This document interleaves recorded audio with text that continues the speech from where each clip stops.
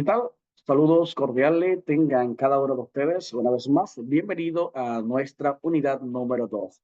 En esta unidad número 2 vamos a hablar un poquito acerca de métodos y herramientas para la evaluación e intervención psicopedagógica.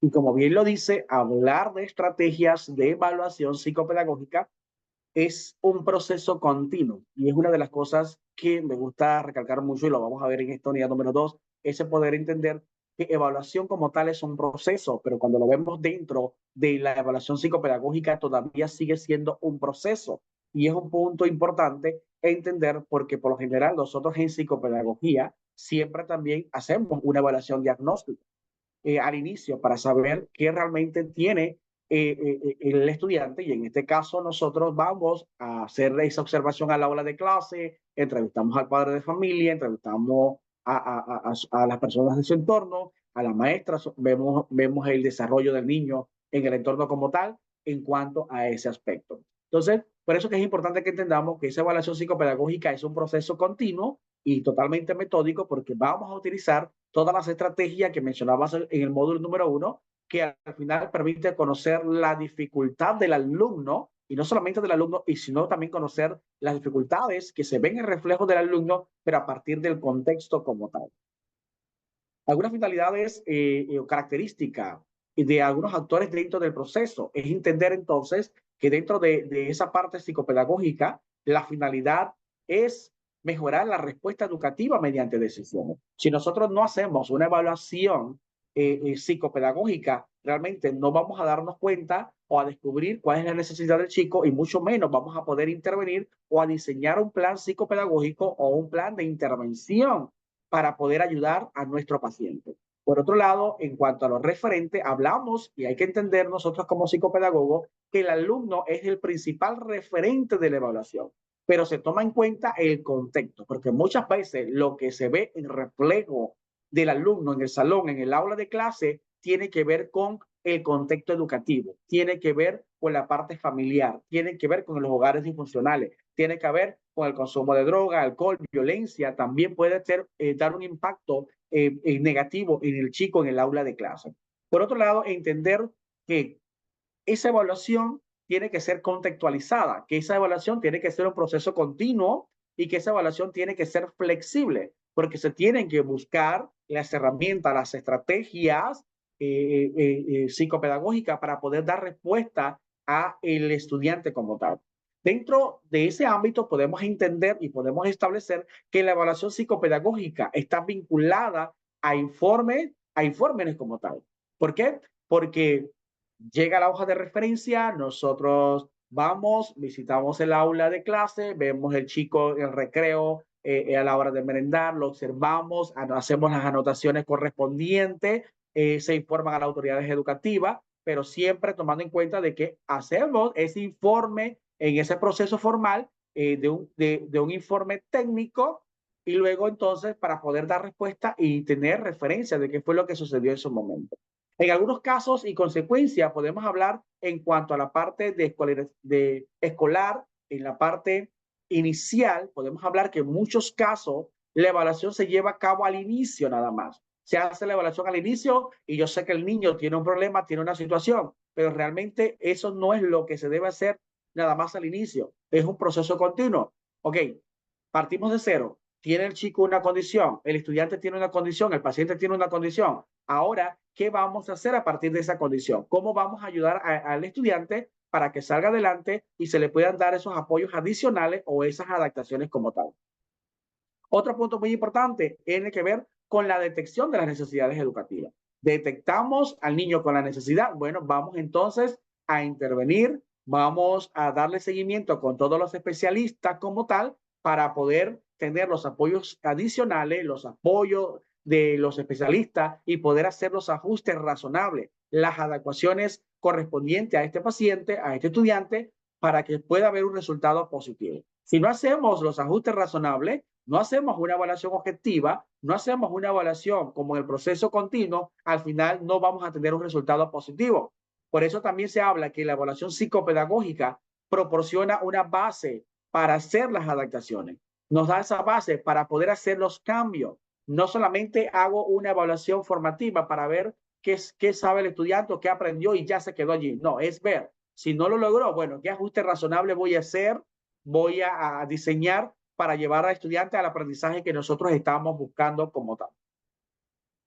Técnicas de la orientación e intervención, en este caso la observación y la entrevista, la tocábamos en el módulo número 1, que es muy importante entender que cuando hacemos una observación, hacemos una entrevista, es un método estructurado, donde vamos a registrar algunos comportamientos, algunas actitudes del alumno, vamos a ver parte de lo que le decía, el recreo, el compartir, en educación física, actividades extracurriculares. Por eso es importante que tengamos en cuenta que la entrevista como tal, la observación como tal, debe ser estructurada. ¿Qué realmente quiero? Porque si yo voy al aula de clase a observar y realmente yo no sé qué voy a hacer y voy de repente al ojo nada más, pero ¿qué cosas quiero saber del estudiante? ¿Qué quiero conocer? Por eso se habla de tipos de observación del participante, no participante. Una es que directamente con el paciente, otra es a partir de lo que la maestra observa, lo que las otras personas observan. Entonces, por lo general, siempre observamos comportamiento, relaciones, la parte de integración que nosotros tomamos en cuenta. Dentro de la entrevista, como técnica bien estructurada, como herramienta estructurada, nos permite tener ese contacto directo con el estudiante, con el padre de familia, con la maestra, porque también cuando nosotros hacemos un estudio de un niño, tomamos en cuenta no solamente al niño, lo que el niño hace, también vamos a entrevistar al padre de familia, porque puede ser que una de las situaciones que está afectando su rendimiento académico tiene que ver con lo que está sucediendo en el entorno. Tenemos tipo de entrevista estructurada, que es la donde nosotros tenemos esa anamnesis, tenemos ese documento, no estructurada, semiestructurada, muchas veces lo podemos hacer utilizando herramientas digitales a través de la maestra, a través de otras personas, claro, siempre con la autorización del padre de familia para ver realmente lo que nosotros queremos lograr y queremos alcanzar. La planificación de la entrevista tiene que ver mucho con dos principios importantes: la preparación, el registro y el análisis en cuanto a la entrevista. O sea, que tenemos que estructurar, tenemos que registrar y analizar lo que nosotros hemos visto, lo que hemos observado en cuanto a ese informe, a esa entrevista o esa observación como tal.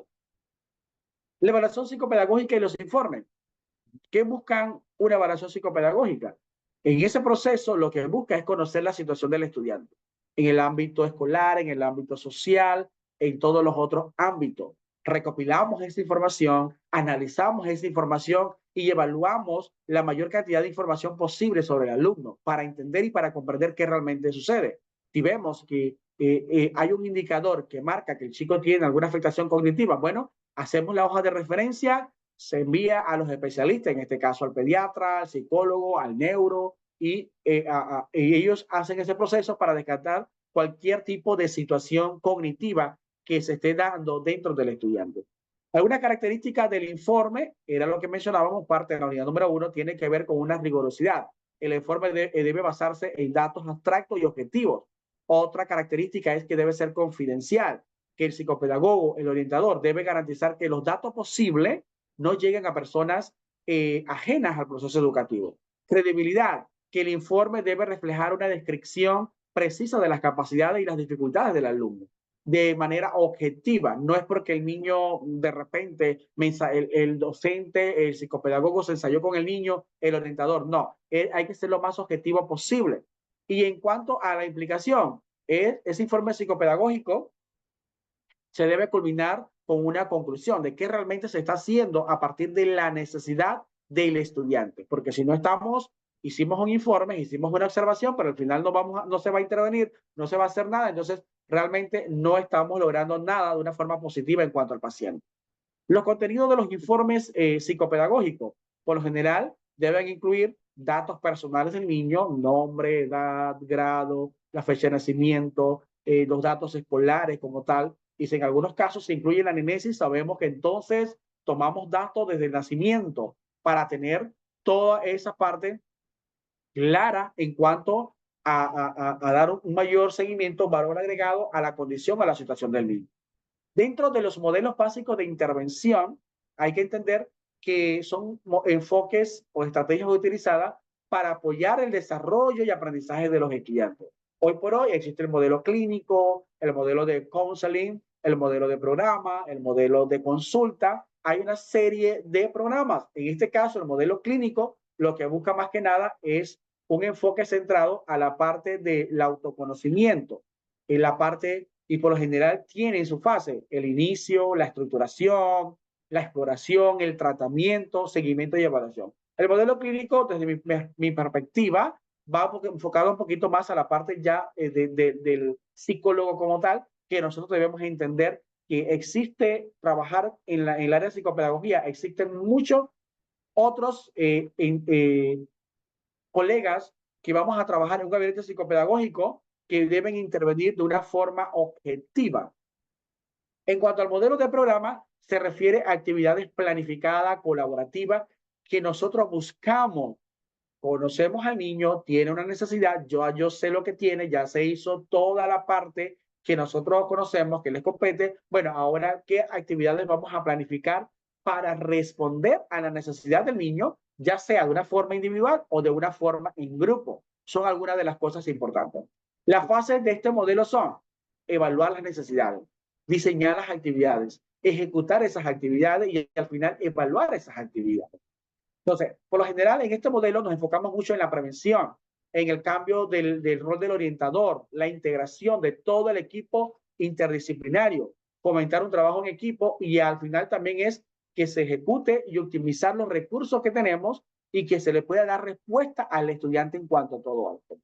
El modelo de consulta también es un modelo que el orientador trabaja indirectamente con otros agentes educativos, como profesores, familia, psicopedagogos, psicólogos, con todos ellos, y al final se busca es tener ese análisis, esa exploración, ese plan de acción, y sobre todo al final todos los modelos, me gusta algo que muchos hablan, es la parte de planificación y sobre todo la parte que tiene que ver con evaluación, porque ¿qué vamos a hacer?